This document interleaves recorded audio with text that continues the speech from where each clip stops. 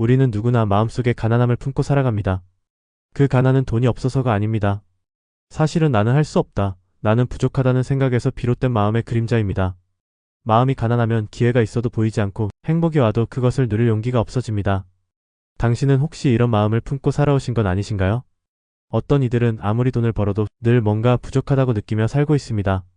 그 이유는 바깥의 수입이 적어서가 아니라 자신을 바라보는 눈이 너무 혹독하기 때문입니다. 나는 왜 이것밖에 못할까? 나는 왜 저 사람처럼 못 살까? 그런 비교의 마음이 우리를 점점 더 가난하게 만듭니다. 정말 이상하지 않나요? 같은 상황인데도 누군가는 풍요롭다 말하고 또 누군가는 너무나도 힘들다 말합니다.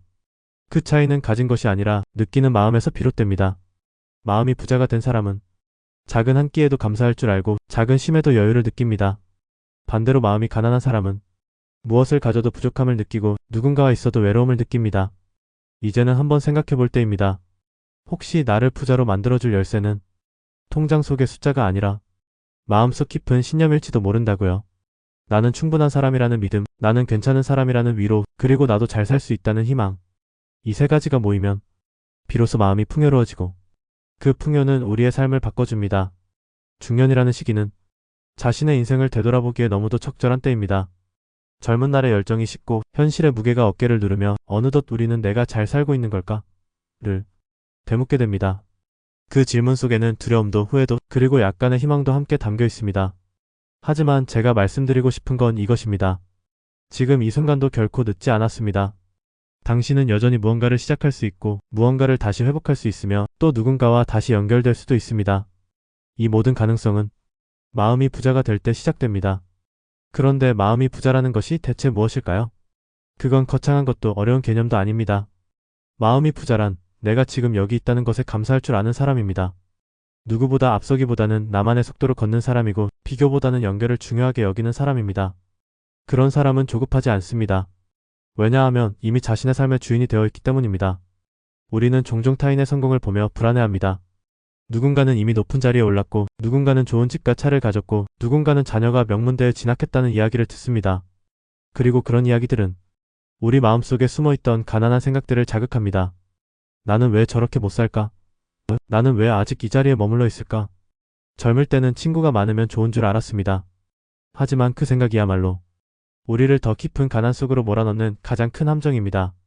진짜 부자는 자신만의 기준으로 살아갑니다. 남이 어떻게 살든 상관없습니다.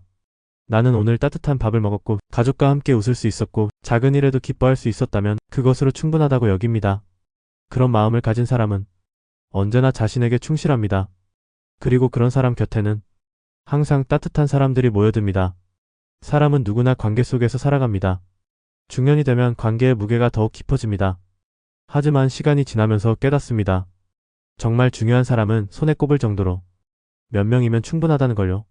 중년의 인간관계는 이제 숫자가 아니라 깊이로 가야 합니다. 얼마나 자주 만나는가가 아니라 얼마나 진심으로 나를 아껴주는 사람인가. 그런 사람과의 관계를 지켜내는 것이 중년 이후의 삶을 따뜻하게 만듭니다. 그렇게 마음을 나눌 수 있는 사람 한두 명이 있다면 그 인생은 이미 성공한 것입니다. 우리는 너무 많은 인맥에 너무 많은 기대를 걸어왔습니다. 하지만 중년이 되고 나서야 비로소 알게 됩니다. 내가 지켜야 할 인연은 정말 몇 안 된다는 것을요. 오랜 세월을 함께한 배우자, 마음을 터놓고 이야기할 수 있는 친구, 그리고 내 이야기를 묵묵히 들어주는 가족. 이 몇 사람만 있다면 우리는 외롭지 않습니다. 이제는 마음을 비워야 할 시간입니다. 나를 지치게 하는 관계는 조금씩 정리하고 나를 위로해주는 사람과 더 자주 마주해야 합니다. 어쩌면 그렇게 관계를 정리하고 나면 처음엔 공허함이 느껴질지도 모릅니다. 하지만 시간이 지나면 깨닫게 됩니다. 내 삶에 정말 필요한 사람은 생각보다 많지 않다는 사실을요. 가난한 마음은 종종 우리를 자기 자신에게조차 불친절하게 만듭니다. 이 정도면 잘한 거야 라고 말해줘야 할 순간에도 왜 이것밖에 못했지라며 다그칩니다. 그러다 보면 자존감은 점점 깎여나가고 삶을 살아가는 에너지는 줄어들 수밖에 없습니다. 이럴 때일수록 필요한 것은 자기 연민이 아니라 자기 존중입니다. 우리는 누구보다 나 자신을 가장 먼저 사랑해야 합니다. 자기 자신에게 따뜻한 말을 건네는 연습을 해야 합니다. 오늘도 고생했어. 괜찮아, 너는 잘하고 있어. 이 짧은 말들이 쌓여 마음의 부유함을 만들어갑니다. 이 마음의 여유는 나이가 들수록 더욱 중요해집니다. 젊었을 때는 체력과 기세로 살아갑니다.